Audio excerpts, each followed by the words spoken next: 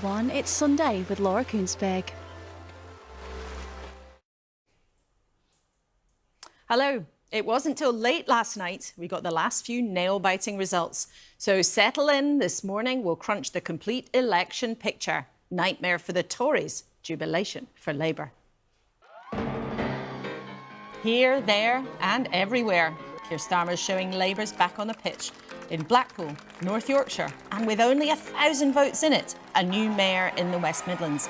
A narrow victory, but a huge win. We've just got chaos and division from the Tories. People want to turn the page on that. Obviously, it's disappointing to lose good, hard-working Conservative councillors. I'm focused completely on the job at hand. The Conservatives clamouring to concentrate on its victory on Teesside. But who was the winner here? Ben Houchen, the local mayor who hung on, who says Sunak is safe for now. The idea that people in the Conservative Party think we can change Prime Minister yet again, whoever that may be, and still think we have any chance of winning the next general election is for the birds. But the council results were dire for the Tories, with all the nerves that creates for the general election. That's quite a swing, isn't it? I mean, you'd be toast if there was a 16% swing to Labour, wouldn't you? These results might sketch out the political future. So this morning, what might it hold?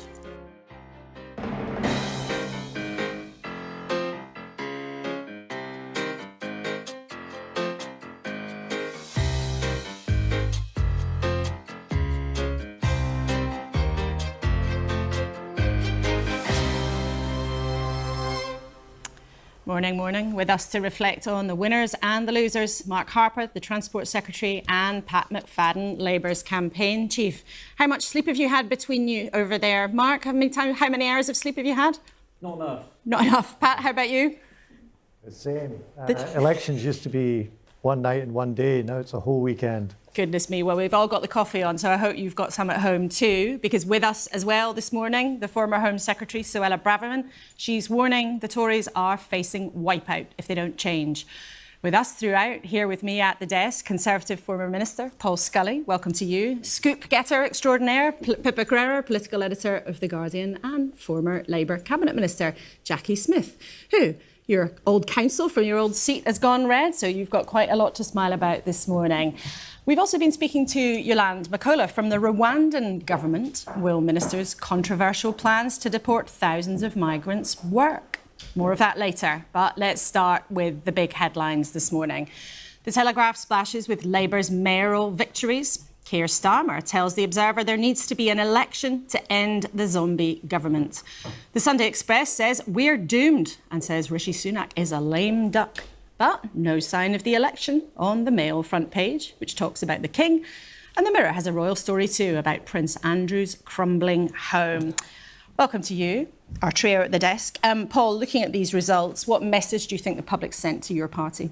I think they've sent a really hard message for us to take, that, we're in a very bad place as the Conservative Party. It's always brutal for councillors that take the brunt of that. And you've seen from Andy Street when he's done a fantastic job in the West Midlands, and Birmingham have been bankrupted by Labour Council, but he's still, again, taking the brunt of that. We need people like Ben Houchen now to take up the mantle and actually showcase how Conservatives can govern in a moderate way. But we've got to take a breath as a national party, show a bit of humility. Jackie, what message do you take from it? Well, I think the message we can read is from Redditch, where I fought my first election over 30 years ago, through to Rushmore, the home of the British Army. Labour were winning across local government. In the Blackpool South by-election, enormous swing to Labour there. And in the West Midlands last night, where some thought we weren't going to win, we did. And these are the sorts of areas that Labour needs to win for victory in a general election. And as Keir Starmer says, let's stop messing about, put the country first, let's have a general election as soon as possible. And Pippa, looking at both sides, and maybe even the smaller parties, we'll talk about them at the end of the programme, but what's your analysis of what we've seen?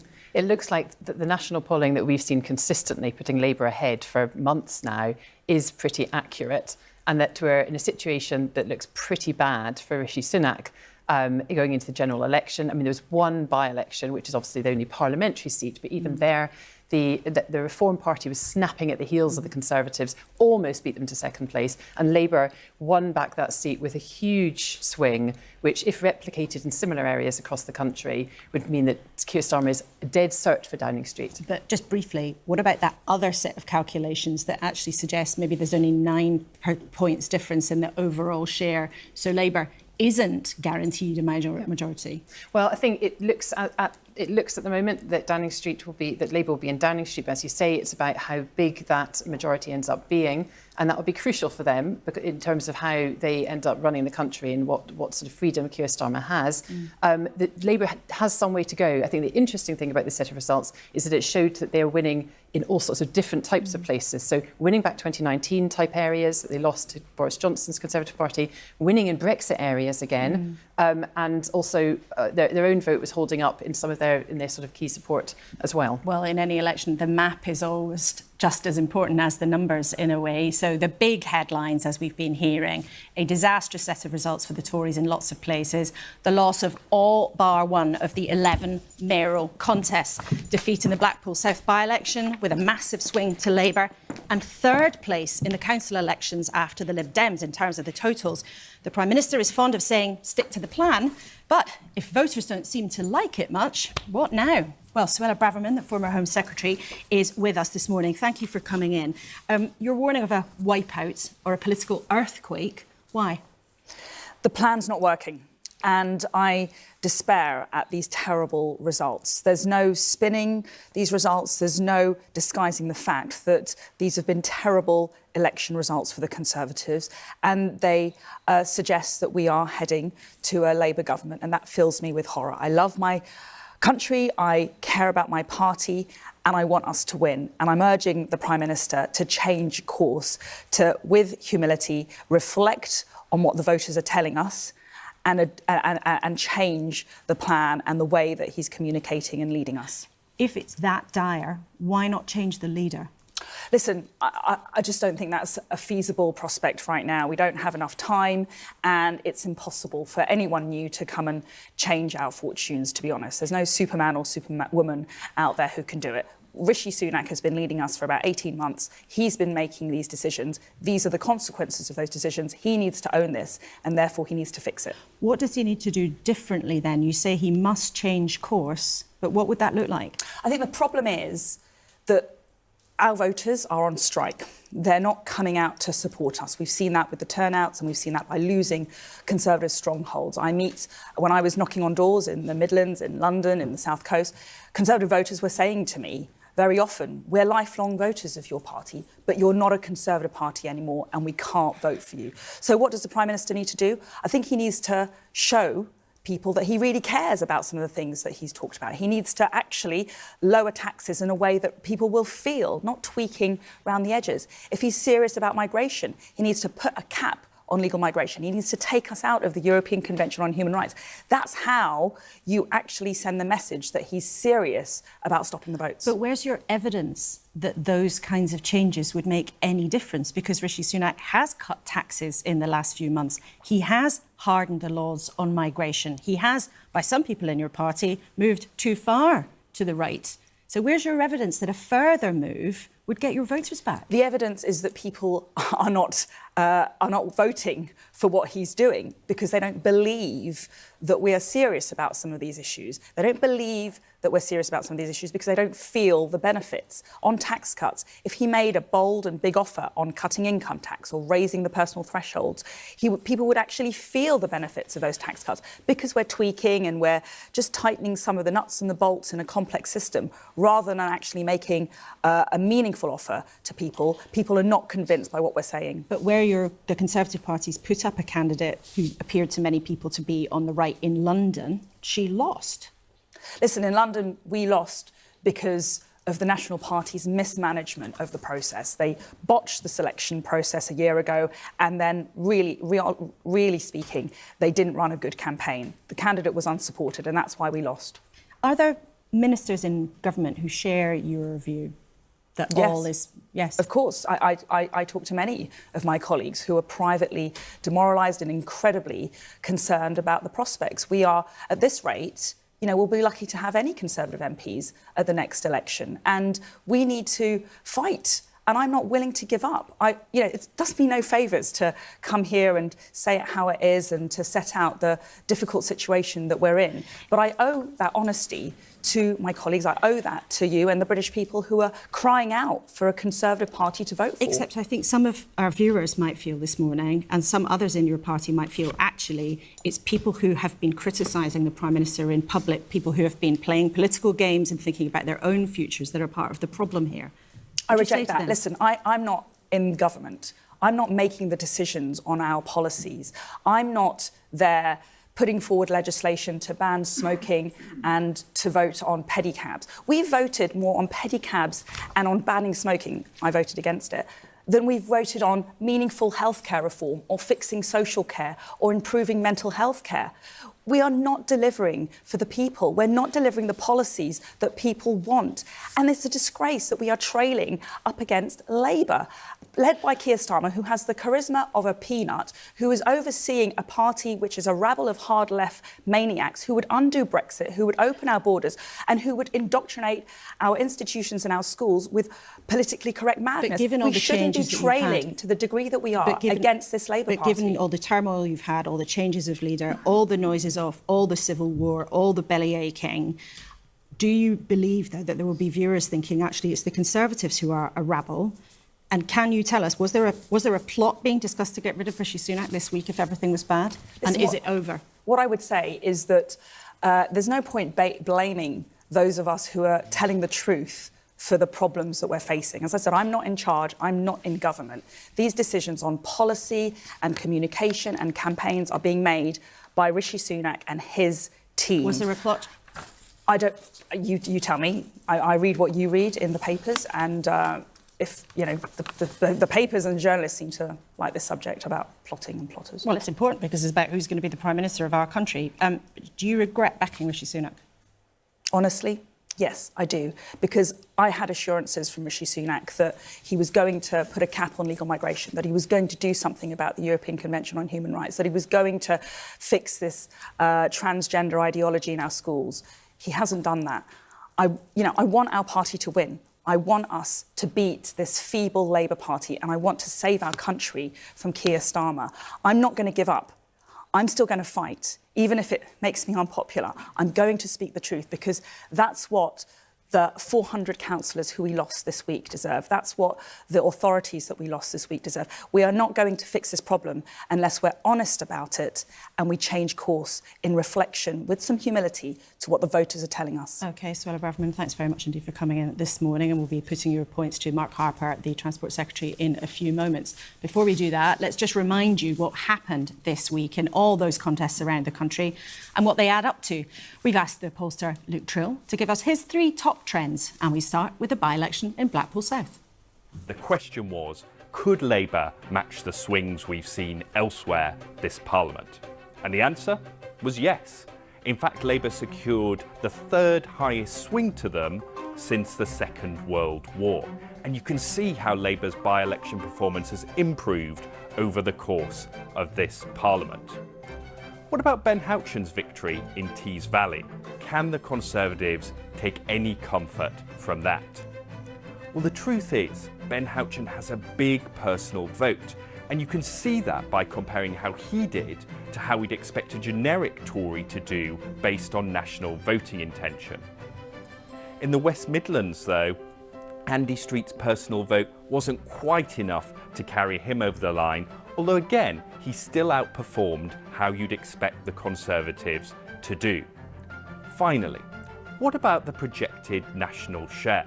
That's how we might expect the parties to do if the whole of Britain was voting. Well, before they took office the year later, we saw Tony Blair 16 points ahead of the Conservatives, David Cameron was 15 points ahead of Labour, Keir Starmer just 9 points ahead of the Conservatives in this round of elections. So does that mean the general election might be closer than we've come to expect? Maybe.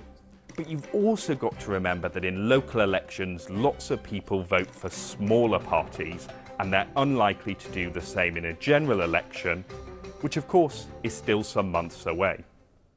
Well, Mark Harper, the Transport Secretary, has been taking it all in. Thank you for coming to see us this morning. You'll have heard there, Suella Braverman, your former colleague, has essentially said you have to change your approach or you're going to die when it gets to the general election.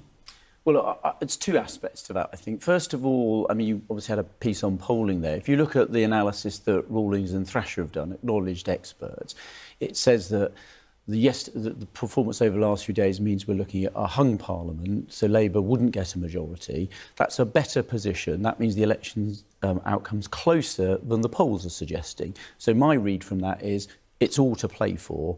The election isn't a foregone conclusion and you shouldn't take the voters for granted. You're saying it's all to play for. So it's all to play for. All of these councillors around the country, So you've lost everything apart from the mayoral election results. Yes, I think the national equivalent vote share, the analysis that's been done by Rawlings and Thrasher and that thing there showed that it's closer than the national polls. You shouldn't take the voters for granted. It's everything to fight for. There's a lot to do. I absolutely acknowledge that. On the point about policy, I think the Prime Minister is focusing on what the country's priorities are. So that's about reducing taxes on working people. We've done that twice already this year. That takes time to feed through. Focusing on stopping the boats. We've got the Rwanda legislation on the books and now we need to see flights taking off. And then the final area is obviously priorities on reducing waiting lists for the National Health Service. Those are the country's priorities and those are the Prime Minister and the government's priorities. But you say you're focused on the country's priorities. The country is telling you at the ballot boxes that it doesn't like what you are doing. It doesn't want to choose the Conservatives at the moment in all sorts of different contests, in all sorts of different corners of the country. And from both sides of your party here this morning, from Paul Scully, who would, I think, say he's a centre, moderate Conservative, and from Suella Braverman, they have both told us very plainly, now is the moment where you have to show humility, you have to take a breath, and you have to do things differently. Look, I'm not going to pretend that the election results over the last few days were disappointing. They're disappointing to lose hard-working local councillors. I was particularly disappointed by the nail-biting, narrow result yesterday in the West Midlands. As Transport Secretary, I've worked very closely with Andy Street. And you cancelled his leg of HS2, which he didn't want you to do. He's a fantastic mayor. No, and look, that illustrates, I think, something really important about the Prime Minister. He's interested in taking difficult decisions that might not be popular with everyone, but that are in the long-term interests of the country. They weren't in the long-term interests of Andy Street. And are the right decision. Well, I disagree. Every single penny of the money we save from cancelling the second phase of HS2 is being reinvested in transport. And I was in the West Midlands just a few weeks ago with Andy Street for the launch of a £1.75 billion Midlands rail hub, improving the connectivity of Birmingham across the country. The point here, Secretary of State, is that it's not just about what happened in the last couple of days, which in many places for you is dire. You got hammered in the local council elections last year as well. You've lost 7 by-elections under Rishi Sunak. And if we can show you the roll call and show this to our viewers as well, the roll call of councils that you lost, Basildon, Dorset to the Lib Dems, North East Lincolnshire, Nuneaton, Redditch, these are places where Labour is salivating at the prospect of taking your MPs. You've been losing under Rishi Sunak time and again. Look, don't you think you need to change something? Look, I'm not going to pretend they weren't disappointing results. It's always disappointing. I was out campaigning with lots of people across the country, and it's always disappointing when you lose hard-working Conservatives. But the point here is, doesn't this give you evidence that you need to do something differently? And if you don't do anything differently, and you just say, stick to the plan, aren't you sticking your fingers in your ears when the electorate is telling you time and again they are not impressed? No, look, I think the message, if you covered it on your piece there, the message from the election success in the Tees Valley was about having a plan, delivering on the plan, and I think at the moment we've made a lot of progress on those priorities I was talking about. You know, inflation's down to just over 3% from the 11%. But the point there is that Ben Houchin in Tees Valley seems to have been able to communicate to his voters that he's able to achieve things. Rishi Sunak does not seem able to communicate to voters that he's achieving the things you claim. I want to put these to you. These are comments from some of your own council leaders who've lost. Andrew Jeffreys, former council leader of Thurrock Council, he said people were unhappy with the government. They didn't like the message that was coming out, the plan. So that's one of your own side who lost this week, is saying they don't like the national plan. Another, Andrew Baggott, who was leader of Basildon Council, he said there's a real immense dissatisfaction with people on the ground.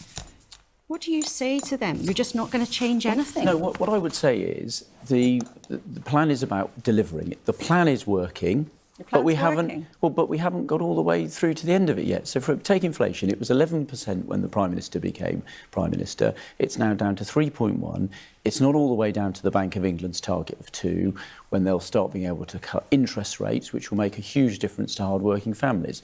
We've done part of the plan on dealing with illegal migration. It's down by 30% year on year. At a time, the number of illegal migrants coming to the European Union was up, but we haven't completed that plan yet. We've got the Rwanda legislation through Parliament, opposed every step of the way by the Labour Party and the Liberal Democrats. You voted against it hundreds of times. But now we have it on the books.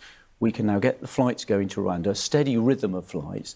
That will change the incentives there. It will have a deterrent effect, and will continue delivering on that policy. So it's about delivery. So after these results, Mark Harper, and people will know and appreciate that you're a loyal minister, but after these results, you're not going to change anything. You're just going to stick to the plan, to use your phrase. Well, we have a plan, and the plan is working. But voters are telling you they don't like it. But we're not all the way through yet. You've got to actually see... I think people want to see delivery, right? So they want to see inflation continue to come down. They want to see the boats stop. They want to see, for example, NHS waiting lists continue to fall. We've made a lot of progress on that, but we're not all of the way there yet. And I think people need to see the delivery of that plan. But isn't the problem that the public is very clearly, from a whole run of elections and by-elections, the local council elections last year, by-election, these set of results, people clearly do not like what you're offering. And people in your own party, whether they're Paul Scully on one side or Suella Braverman on the other, they're saying now is the moment to have humility, to take a breath, and to think about doing things differently. Look, I'm very clear about the results of the elections. We're not what we... That's not my question. People will hear this morning, do you not see that people in your own party, as well as in the country, are saying, please do things differently? Look, the public want us to focus on the things they care about. And we can see very clearly, you refer to the polls a lot. The polls are very clear. The public care about the economy. We've had a pandemic. Talking about real election results. We've had a pandemic. We've had a war in Ukraine that drove up energy prices, where we had to stand behind the public on both of those. And that had a consequence for public spending. That had a consequence for not being able to reduce taxes as fast as we would like. But those were the right decisions, by the way, that the Prime Minister took when he was Chancellor, to back the country, to put that money into protecting millions of jobs, thousands of businesses. But they have consequences. People know they have to be paid for. So that's been a very difficult set of things to work through. So we're not yet at the point where people can see all the benefits. That's why we need to continue delivering on those priorities. So you don't need to do anything differently. Sometimes, Mark Harper, the public gets to a point with the government where they stop listening, where it feels like the mood is so done, so exhausted. Do you worry that you might be at that stage now? No, because I've been out on the doorstep across the country, from Cornwall to Tees Valley, talking to people and listening to them, importantly. And actually, they are engaging in these conversations. They want us to continue driving down inflation to help with the cost of living. But if you were listening, they want us to cut taxes, but if you were listening which we have been doing. Wouldn't you, as Paul Scully and Suella Braverman have both said this morning, said this message from the public is so serious, we have to do something differently? Well, look, it's quite clear, if you look at in a lot of races, very low turnouts. A lot of our voters for this set of elections did not come out and support our candidates. That's very clear. So we've got to make sure that when we get to the election is a choice. It's a choice between who's going to be Prime Minister at the end of the year, Rishi Sunak or Keir Starmer. We've got to set out what we've delivered, what we're going to do going forward. We've got a plan. Labour doesn't have a plan. There's a lot at risk in that election, that people will go back to square one. They'll lose all the benefits that we've had in getting the public finances under control and cutting taxes. A Labour Party, for example, on migration, that's made it clear it isn't going to deport all of those people that have come to the country illegally. They'd effectively have an amnesty for that. And we'll talk to Labour in just a second. I want, on the migration point you raised there, a bit later in the programme we'll hear from the Rwandan government. We've had an interview with the government spokesperson for the Rwandan government. she couldn't guarantee that Rwanda would be able to take all of the migrants that you wish to deport there. There are about 40,000 people in that category, and she could not guarantee that they would all be able to be processed and accommodated in Rwanda. Have you got a plan B? Well, look, we've got a very clear plan to start flights going in 10 to 12 weeks. That's being worked on very clearly by the Home Office, and we want to get a steady rhythm of flights going to Rwanda through the balance of this year. And we'll continue working closely with the Rwandan government on the partnership agreement we've got that's got all of the safeguards in place that people want to see. And I think if you can set up a system of deterrent through those flights, you will break the business model of the groups, the organised crime groups that traffic people across a very dangerous waterway in the Channel. And I think that's what people want us to see. So we've reduced the number of people coming here illegally by a third at a time it's been going up in the European Union. Well, that depends how you count it, Mark. Well, no, it doesn't depend how you count it. If you compare last year to this year, it's down by a third. It was up heavily in the European Union. So we've made a lot of progress. But I accept there's still more to do, and the public want us to see us deliver on that very clear commitment. OK, Mark Harper, thank you very much indeed for coming into the studio this morning. You had an extremely busy few days and not enough sleep, so we're grateful to you for coming in. Thank you very much indeed. Well, Labour, unlike the Tories, have been celebrating this weekend. Yesterday afternoon, Sadiq Khan comfortably won a third term as Mayor of London. And then after a series of nail-biting recounts, Richard Parker won to become the first Labour West Midlands Mayor. Phenomenal, said Keir Starmer. The Tories felt that they were entitled to victory here, that they could use Andy Street as some sort of crutch for Rishi Sunak's weak leadership, and that they didn't have to be in touch with the priorities of the people. We ran a completely different campaign. But it wasn't all rosy for Labour. It lost control of Oldham Council after losing seats to independent candidates who used to be in the party but quit over its position on the Gaza conflict. And Labour lost out to the Greens in Bristol, who've become the largest party there. Well, Pat McFadden, Labour's campaign chief, joins us now. Good morning. Thank you for coming in. Like Mark, you've not had much sleep, so we appreciate you putting your alarm on again. Now, let's start with where there were problems. You lost control of Oldham Council. You lost seat to the Greens in Newcastle and Bristol. Do you admit that the approach you took to Gaza has cost you? Look, we've had tremendous results overall. If you take Oldham there, for example, which you mentioned, I think Gaza was a factor, but it's not the only one. There's some hyper-local issues in that local authority, which means we've lost seats there for a few years running, long before anything happened in Gaza. So I think it's a bit too easy to ascribe every difficult result just to one issue. There have, though, been lots of places where there was evidence of that, where there were Labour councillors who have already quit the party over the position on the Middle East. And indeed, there was lots of evidence, lots of anecdotal evidence, as well as things like in the Birmingham mayoral contest in the West Midlands, of an independent candidate taking thousands of votes from you. Well, you mentioned the West Midlands. An absolutely fantastic result for us, beyond our expectations. A real cliffhanger yesterday. Not only did we have excellent local election results across the country, but winning that mayoral contest against what I admit was quite a popular incumbent who had run his whole campaign by putting as much distance as he could between himself and Rishi Sunak and the Conservative Party.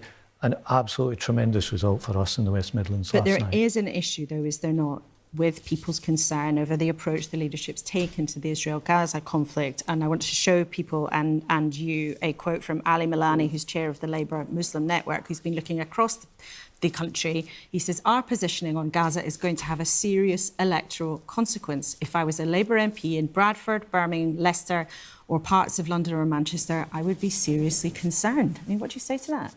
Look, I understand why people have got strong feelings about this issue. Thousands of people have been killed. There's a great impulse to help people who are in a terrible situation. That's something that we But this is about share. Keir Starmer's position that he's taken. Lots of people in your party have wanted him to call directly for an immediate ceasefire from the start of this conflict, and many people objected to some of his language at the beginning and are not happy with the leadership's approach.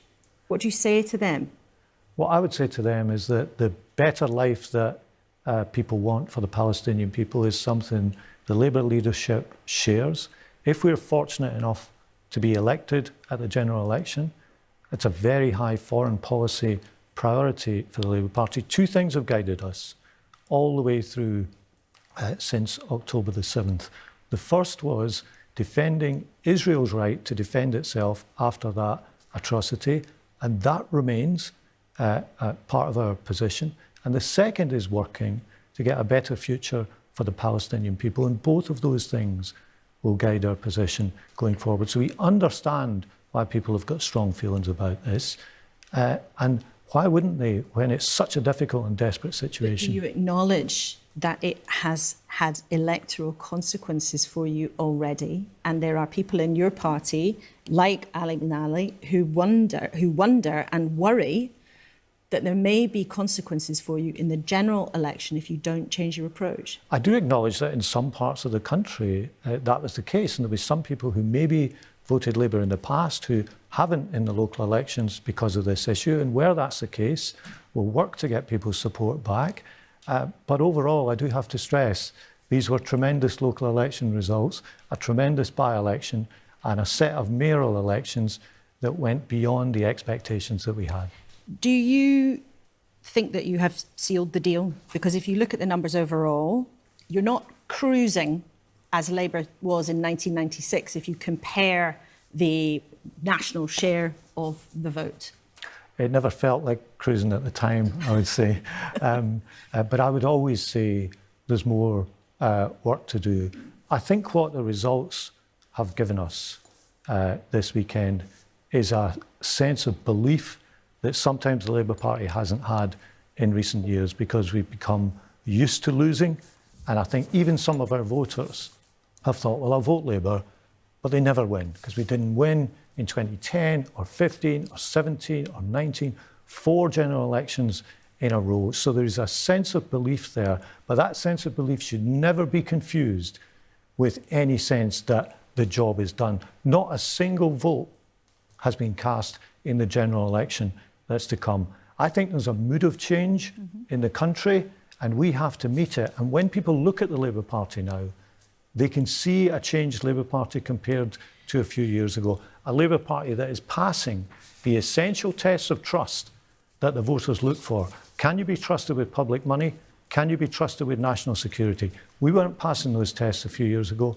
We're passing them today.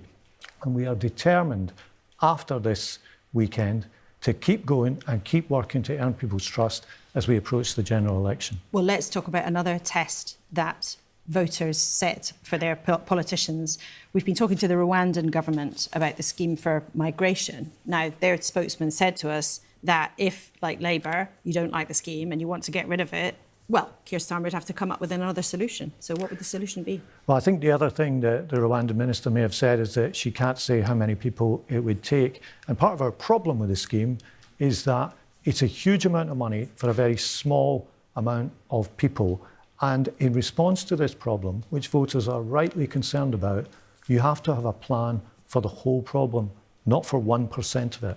This is only ever going to be a small part of the problem. We think the money being invested in this would be better spent on an international operation to really crack down on the criminal smuggling gangs who operate in an international way. And that is exactly what the government would say it has already been doing. So what is your alternative? There are 40,000 people in the backlog who've come to this country without permission since the law was changed in 2023.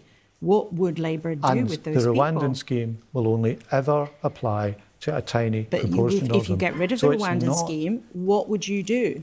To take the money that's being spent on it and spend that on a proper operation to crack down on the criminal gangs. A plan to address the whole of the problem, not 1% of it. But on day one, if you do win the next election and the scheme is up and running, on day one, would you stop the flights? Well, look, I think they'll get flights off, but we've always said we didn't think this scheme would work or that this scheme would be value for money for the taxpayer. It's costing upwards of £500 million. But if it's up and running, and you may be sceptical about whether it can work, but if it's up and running and it works, would a Labour government, if you win, stop it on day one? Well, we've said we'll divert the money to the international operation, to the policing operation that That's not we've my talked question. about. The question is, would you stop it immediately if it's working? We don't want to continue with the scheme. We want to use the resources being spent on it to crack down on the international criminal gangs. We've been pretty clear about that all the way through. But that's not quite the same as saying you would stop it immediately on day one. Or Well, is that what you're saying and I'm missing the point? Well, look, day one, you know, you do lots of things, but this is not a scheme we want to continue with. We want to take the resources being spent on it and use that to crack down on the international smuggling gangs. And just lastly on this, if people had gone in large number or in any number to Rwanda, if the government succeeds in getting people to be processed as asylum seekers in that East African country, if you win, would you bring those people back? I don't think we'd do that. But that's a valid question because you've objected to this scheme all along. If you think it's so wrong and it's terrible to send people there, you wouldn't... There are bring them back? circumstances where they can be sent back, even under the current scheme. But no, I don't think we'd do that. OK. Well, Pat McFadden, thank you very much indeed for coming in after a weekend where everyone in politics has been short on sleep, but we appreciate you coming in this morning. Thank you very much indeed. Well then, what did you think of all of that? Let us know. You can email us, kuenssberg@bbc.co.uk. If you're social media inclined, you can use the hashtag #BBCLauraK, and we will share some of your thoughts and comments later on in the show. And of course, there's always tons on the BBC website as we go along. So let's find out what our panel made of that. Paul Scully, firstly to you. We were talking to the Secretary of State, Mark Harper, after Suella Braverman's very strident criticism and demand for a change of approach. Did you hear anything from Mark Harper that suggests he gets it, that he's understood the message from voters? What I took from both of those interviews is that Suella's sort of tended to be known for an ideological approach to her politics.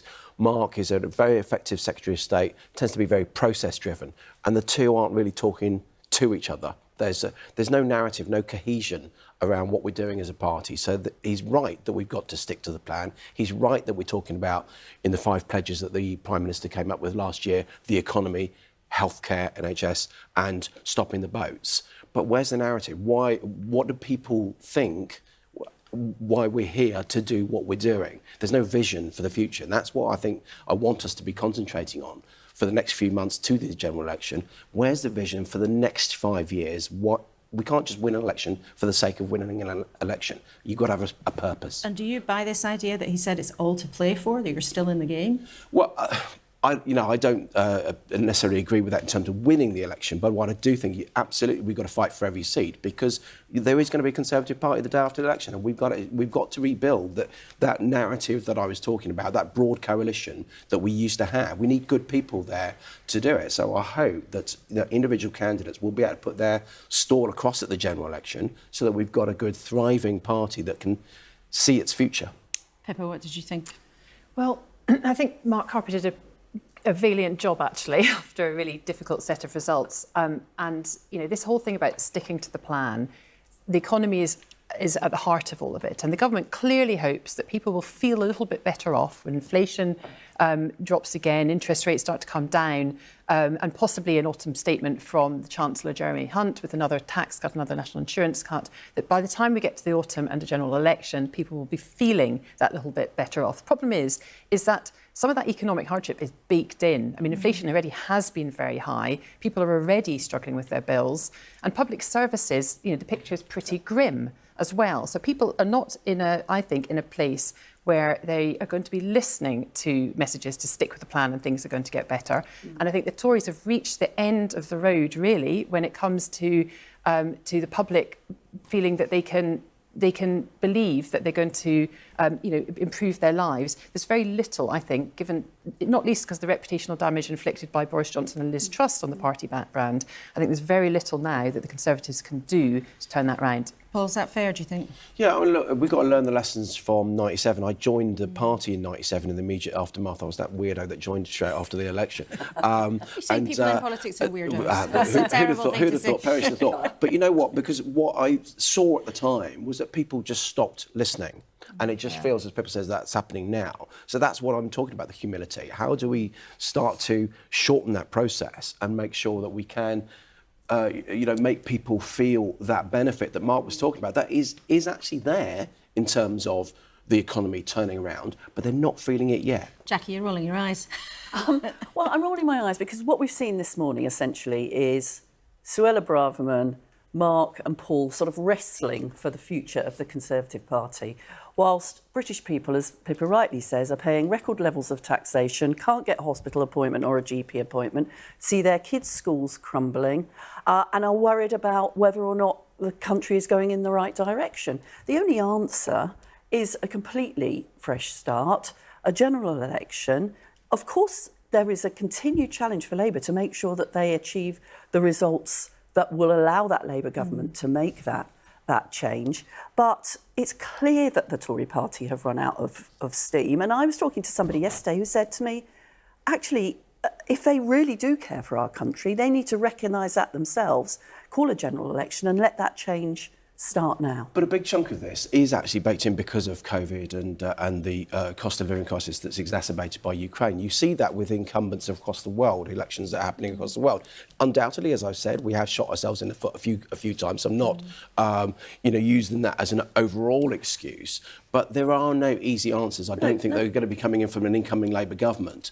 Which is there aren't any easy answers, Paul. Which is why we need a government that is focused on the future of the country rather than trying, fighting their internal battles in public, as we've seen this morning. It was interesting, though, Pippa. I mean, Suella Braverman absolutely, spitting feathers about how bad things have got in her view and really pushing for a change in direction. But it does seem that Tory rebels who had been discussing and planning what to do after this weekend, it does seem as if they've given up. Is that what you're hearing? Absolutely. Ever since Andrea Jenkins, who's one of the few MPs, or in fact the two MPs, I think, who's publicly said that they've put in a letter to try and get rid of Rishi Sunak, went on the Today programme on Friday morning, I think it was, and said, well, actually, she didn't see now that there was any point in this, and that she thought that that people had to come in behind the Prime Minister. Nadine Dorries, another prominent critic, tweeting that everyone needs to get in behind the Prime Minister now and come together. The heat has definitely gone out of any rebellion, if there was ever a big enough rebellion, frankly, to get rid of Rishi Sunak in the first place, which I doubt. And but I think what those interviews, in particular Suella Braverman, showed is actually the irony of it, really, her coming on and saying, let's all unite. She has been one of the key individuals behind all of this. That was her leadership campaign. Stirring the pot and causing trouble for Rishi Sunak. And that's one of the biggest problems the Tories face across the board, actually, is that people look at them and think they're more concerned about fighting amongst themselves than actually focusing on our issues and our problems. And is that unification is absolutely at the heart of it, because she was absolutely right, Suella, when she talked about voters being on strike. It is about depressing our turnout, and which we've seen over the last few days. And I just briefly, Paul, want to ask you, you wanted to be the candidate for London Mayor. If you had been chosen, do you think you could have won it?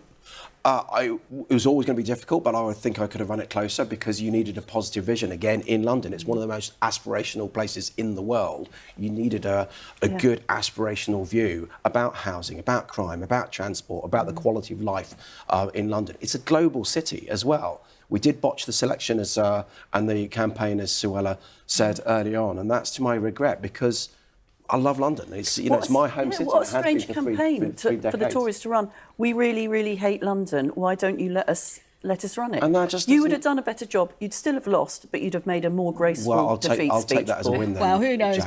Jackie, let's talk about Labour. So we talked to Pat McFadden about what has been a real cost for them, is how their leadership has looked at the Israel-Gaza conflict. Rightly or wrongly, it has cost them votes. How serious a problem do you think that might be? Well, I think what you've heard from Labour politicians across the weekend is a real commitment to say, look, we know that people feel enormously strongly about Gaza. We know it's influencing their vote and giving them concerns within the Labour Party, and we're determined to listen to that and think about our approach. But actually what it also shows you is, I think it's interesting when people say you should decide your foreign policy on the basis of what's going to make the people within your party feel happy. Wrong.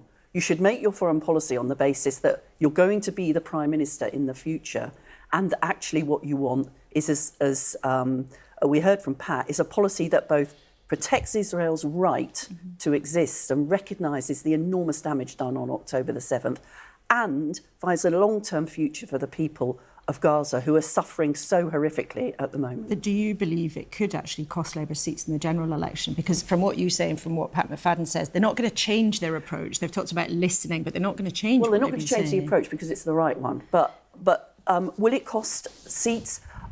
Probably, well, it may in a very few, I don't know.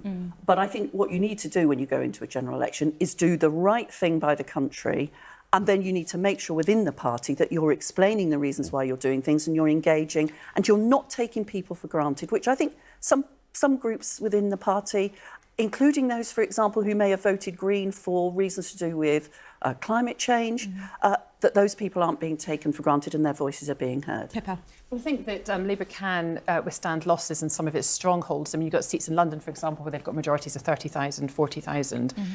So they could stand losing some of those votes. But I think the general election picture is different in terms of people will be seeing it as a two-horse race, ultimately, in large swathes of the country. Obviously, there's bits of, there's other parts of the country where the Lib Dems are snapping at the Tories' heels. But Labour, it's not just about the seats in England, of course. Scotland, which is generally the seats that it's fighting, slightly more progressive than the rest of the UK. So they'll need to watch out there that some of these positions on these issues don't have a negative impact for them. They want to be able to take lots of seats in Scotland. And there have been some missteps in some of their handling. I mean, the early communications around the Gaza issue, the way that they handled the 28 billion issue, it hasn't all been smooth sailing.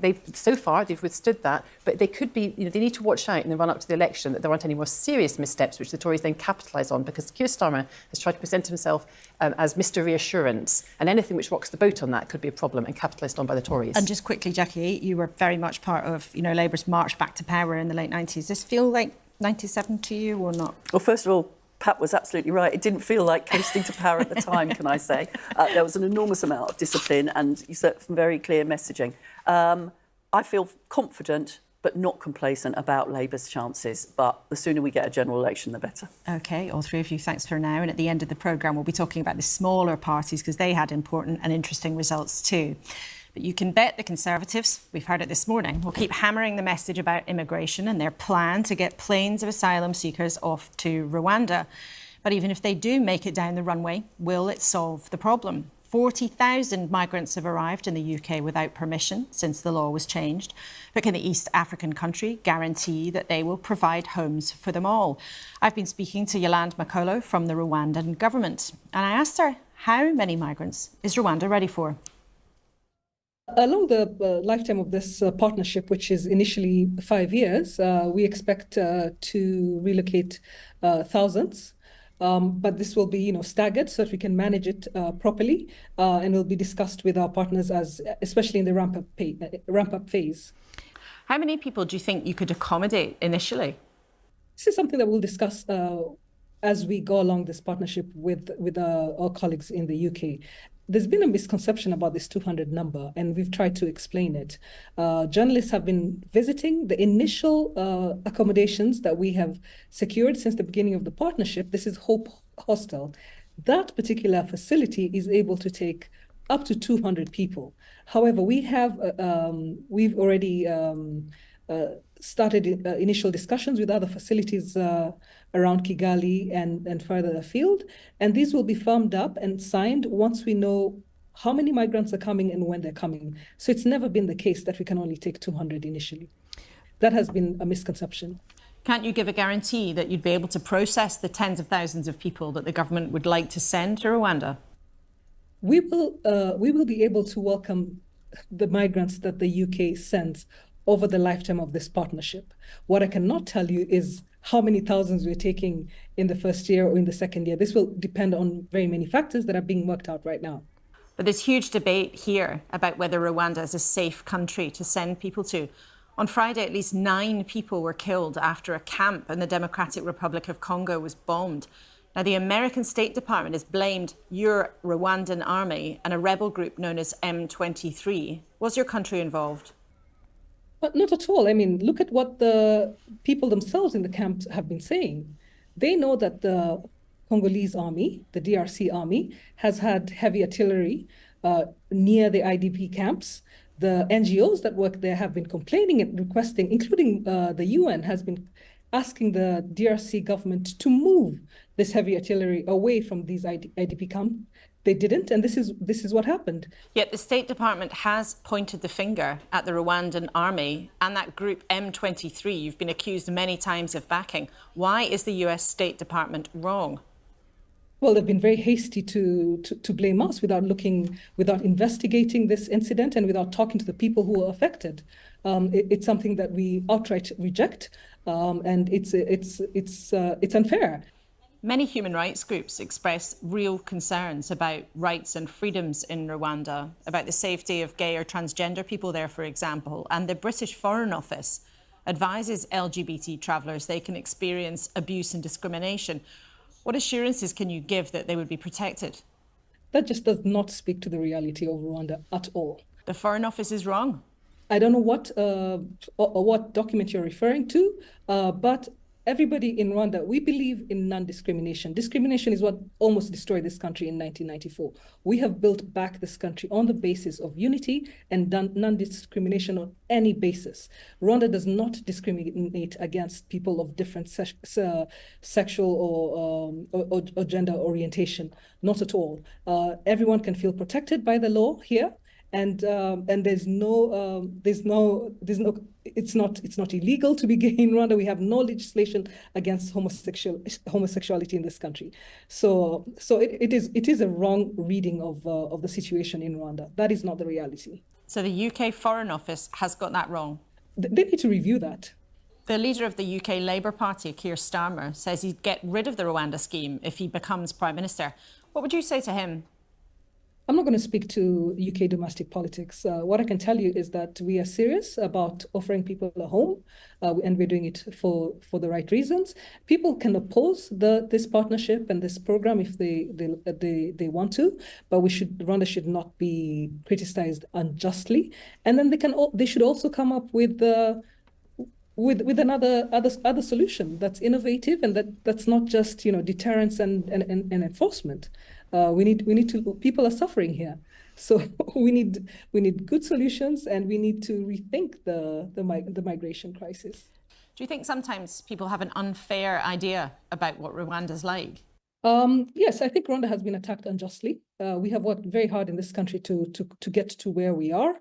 After basically an apocalypse in 1994, where we lost over 1 million Rwandans.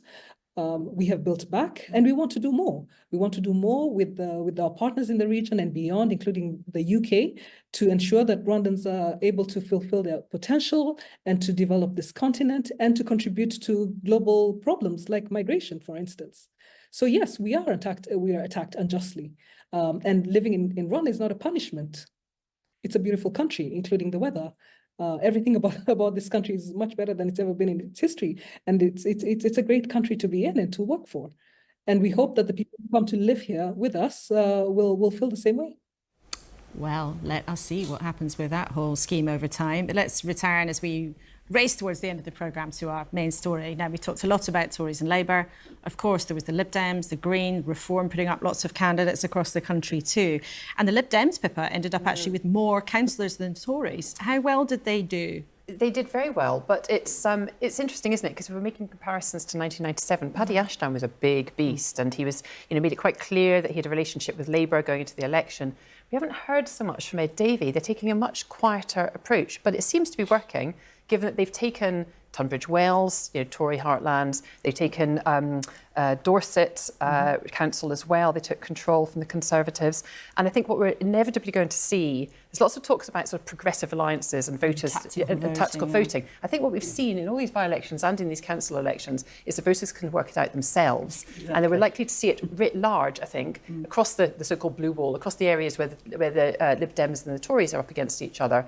As Labour voters, Green voters, other parties' voters decide that they'll back the Lib Dems. And I think we'll probably see a few what we call Portillo moments, where there's some big Tory beasts in some of those seats. Michael Gove's name's been mentioned, Jeremy Hunt's name's been mentioned, there are others having sort of a political decapitation strategy. Paul, how worried should your colleagues be, or how worried are your colleagues about being taken out by the Lib Dems and maybe with a nudge from other kinds of voters too? Well, this is what I mean about the fact that we should take every seat, really seriously, despite my sort of slightly negative prognosis of the general election. Ed Davey, you talk about Paddy Ashdown back in the day. Ed Davey's playing, I think, with inflatable dinosaurs or something was his latest stunt at the moment. He does love a photo call, that's true. The party has definitely changed. We actually won a by-election, council by-election on Thursday, where the Lib Dems snapping out a heel. They run the council, they have done for 40 years, but they can't make inroads on what was a Labour seat that we won from them. But what about the Greens, Jackie? Do you think Labour, that sort of activist vote,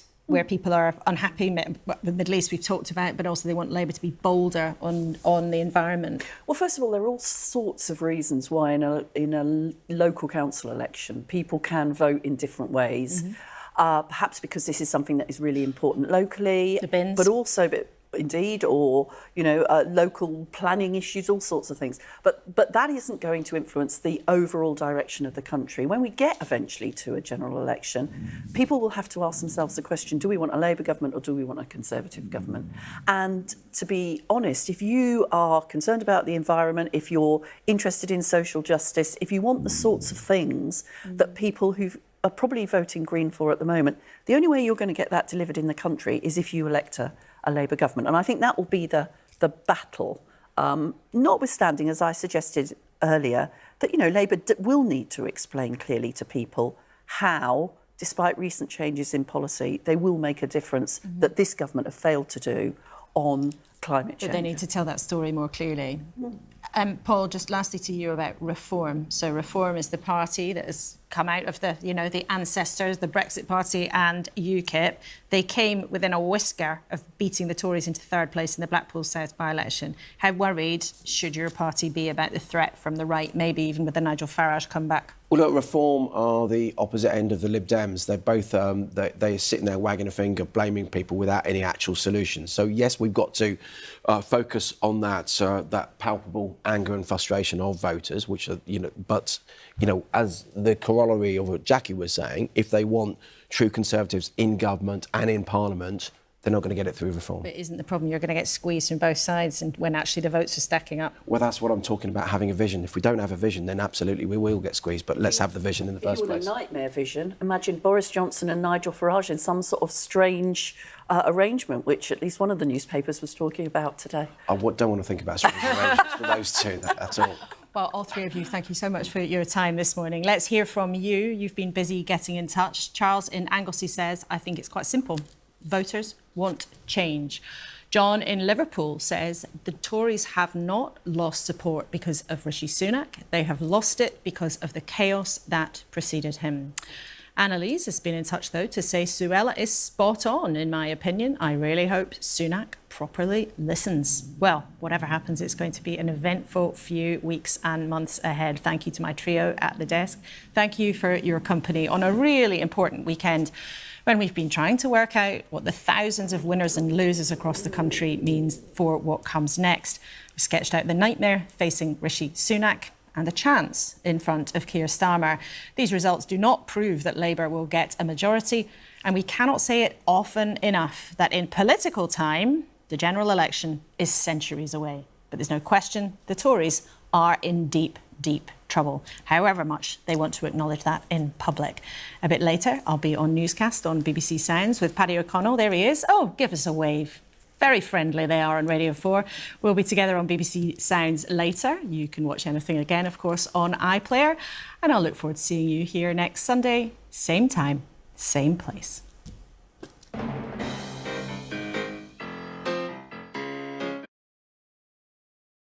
Same time. Don't know about that. I mean, to be fair, they did have a good kip, even though I was up pretty late last night fucking around with doing shit. Anywho. Sorry, it's the garbage, Andy. Just have a general election order and get them out. Crap. And that, my fellow surf scouser dude, it's bang on. It's not just about Rishi, whatever his fucking stupid name is. Small pants. It's the whole Tories have been in power for fucking ages and they're just bad. The one thing they got right, they totally got wrong. Which was Brexit. Like, you can't make it up. On what planet do these people live on? I do not know. Let's ask the British public. Like, really? Shall we vote to leave the European Union? The dumbest question ever. Oh yeah, people are going to say, oh no, let's stay in. Really? Really? And they only did that for political expedience. They couldn't give a shit. And they got it wrong. The 84 people were not going to come out and vote to leave. Fucking idiots. I mean, it was close, but still. Imagine. Fucking hell. It's a stupid idea. I mean, wow. Anywho, I'm going to go back and do some more fucking graphics, I think. I think I'll be over on Twitch. Because I can't play music on here, or I'd play it on here and let you watch me fuck around. But I'll be on Twitch instead. At least I can play music on Twitch. We're not getting fucking kiboshed by YouTube or whatever. The bot. Anywho, enjoy your week. I might be back on Wednesday. I'll definitely be back on Thursday though for questions. I can't really be asked doing politics lives that much. It's just boring, really. Unless there's an election coming. You'll probably see me stream less in the week. I'm just waiting for an election, to be fair, and that's how bored I am. Apart from Sundays as well. That's like the catch-up of the week, even though I can't stand Laura Kuenssberg. That's what. Anywho, enjoy the rest of your morning, night time, wherever you are on this crazy fucking planet. Or whatever. And I will see you probably Thursday.